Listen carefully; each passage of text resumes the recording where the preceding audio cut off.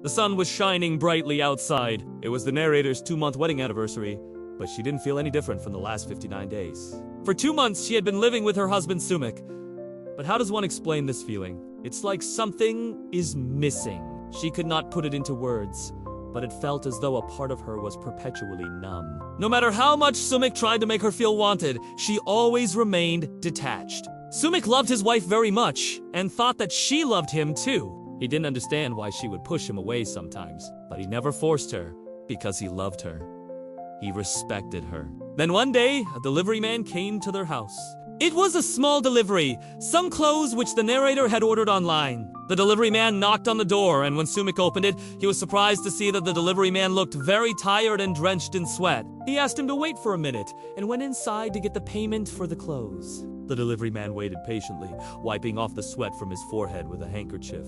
When Sumik returned with the money, he noticed that the delivery man was still standing and asked him if he wanted some water. The delivery man readily agreed and took the bottle of water from Sumik's hand and drank it. Then they started chatting with each other. Sumik inquired about his well-being, and the delivery man shared that he was exhausted because he had been working non-stop for several days. Sumik offered him some more water and insisted that he take a rest before leaving. Touched by the gesture, the delivery man accepted.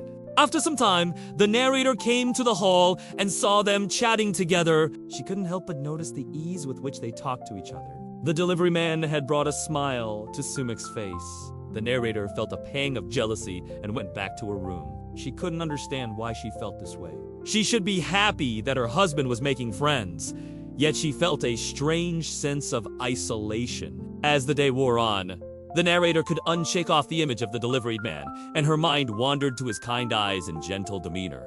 She found herself thinking about him constantly. Unable to bear her loneliness any longer, she decided to go to the hall where the delivery man was resting.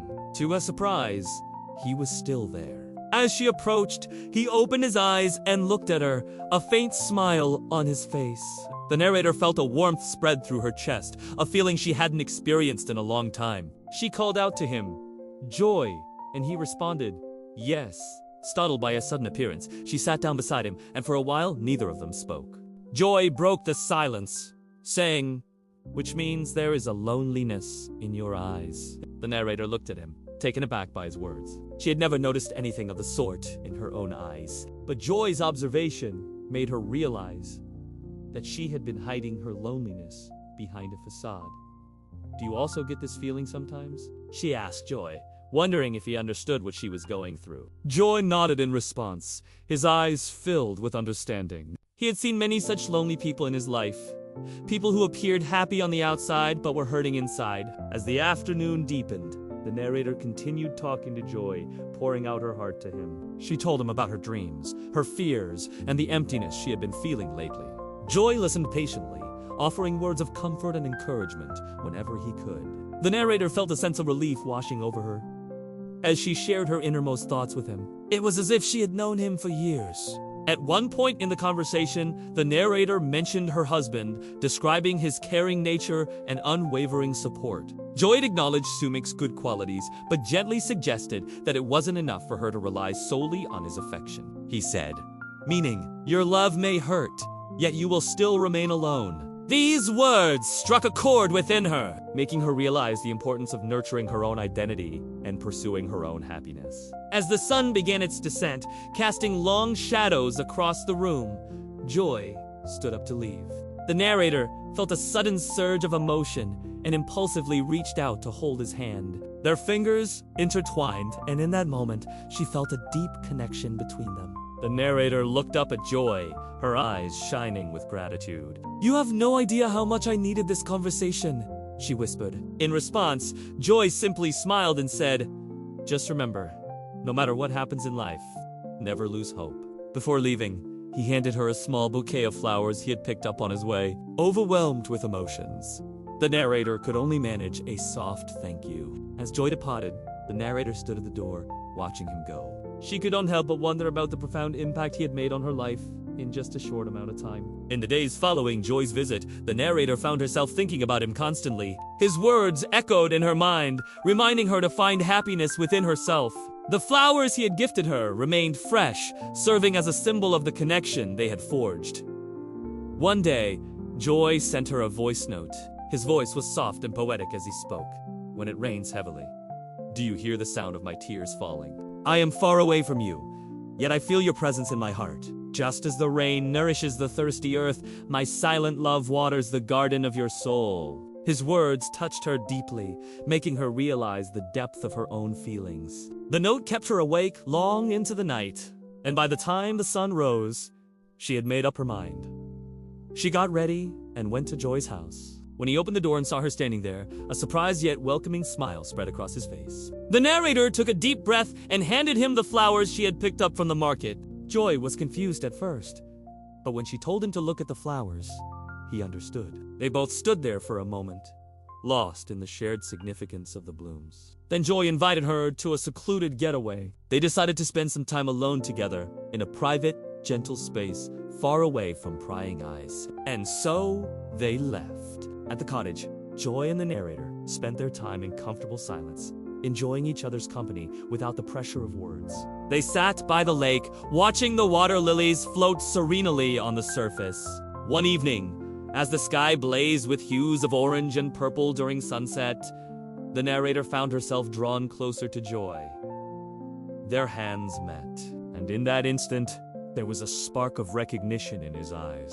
The narrator could see in his gaze the same understanding and warmth that had enveloped her in their previous meeting. Without any hesitation, their fingers intertwined, and she felt a rush of emotion surge through her. In the quietude of the evening, their hands continued to stay entwined, sending shivers down her spine. The narrator looked into Joy's eyes, and in that moment, she saw a depth of tenderness and kindness that mirrored the feelings she had been longing for. The connection between them was palpable, and she knew that she had found someone who truly saw and understood her. They sat in silence for a while, and then Joy turned to her and said, "Which means there is a story in your eyes." With that, he started telling her, "I love you, but I don't ever want my love to feel like a burden. You are free to follow your dreams and create your own identity. Never let anyone make you feel less than you are." His words echoed in her ears, resonating with the truth that she had yearned to hear. At that moment, the narrator realized that she didn't need to change Joy or mold him into someone else's expectations. She cherished him for who he was, accepting all of him, the good and the bad. The realization brought a wave of calm over her, soothing the turmoil that had been raging within her for so long. In the days that followed, the narrator found solace in the support and understanding that Joy offered. She learned to lean on him, sharing her fears and aspirations openly. Their bond grew stronger with each passing day, becoming a source of light in the darkness she had been experiencing.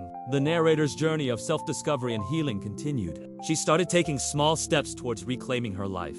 She reconnected with old passions, explored new hobbies, and pursued education. The love and acceptance she found in Joy gave her the strength to break free from the chains that had been holding her back. Eventually, it was time for the narrator to return home. As she prepared to leave, Joy's words echoed in her mind. She promised to carry them with her, using them as guiding stars on her path to independence. And so, back at her in-laws' house, the narrator didn't reveal everything to Sue. She knew that revealing the entire truth might cause pain and complicate the relationship further. Instead, she chose to focus on moving forward in her marriage. She decided to stop being a shadow and start living as herself. She began pursuing her online business, investing her time and energy into making it successful. Her determination to carve out her own space in life was evident to all who knew her. As the months passed, the narrator's transformation was remarkable. She became more assertive, independent, and confident. She started speaking up for herself and setting healthy boundaries in her relationships. Her in-laws and Sumik noticed the positive changes in her and admired her strength and resilience. One evening, as the family sat together for dinner, the narrator's mother-in-law commented, "It seems like you have found your own path now. We are so glad that you are finally starting to chase your dreams." The narrator smiled, her heart filled with gratitude for their support. She had come a long way since the lonely days that followed her wedding. As the years went by, the narrator's online business flourished. She became a successful entrepreneur, balancing her responsibilities as a daughter-in-law and a businesswoman with grace. She continued to prioritize her relationship with Sumik, nurturing it with love and respect. They celebrated their anniversaries and milestones together, cherishing each moment they shared. Through it all, the narrator never forgot the valuable lessons she had learned from Joy. She carried his words close to her heart. Using them as guiding principles in her relationships and personal growth, she often thought of him, wondering how his life had turned out and what paths had crossed his way since their time together. Looking back on her journey, the narrator realized that Joy had been a catalyst for her transformation. His kindness, understanding, and unwavering support had helped her break free from the shackles of societal expectations and emotional neglect. She understood that sometimes it takes only one person to believe in you for you to find the strength to believe in yourself. As the sun set on another day, the narrator sat by her window, watching the sky blaze with colors of orange and purple. A content smile played on her lips as she thought about her life. Her journey from loneliness to self-discovery and the enduring power of love, respect, and consent in building meaningful connections. And so the story of the narrator and Joy serves as a reminder that sometimes the most unexpected encounters can lead to profound transformations. The narrator's journey encourages us to seek love in its purest forms, to recognize the importance of our own identity, and to embrace the power of human connection in overcoming life as challenges. It's a tale that whispers to us all, urging us to find solace in empathy, understanding, and the unwavering support of those who see the stories in our eyes.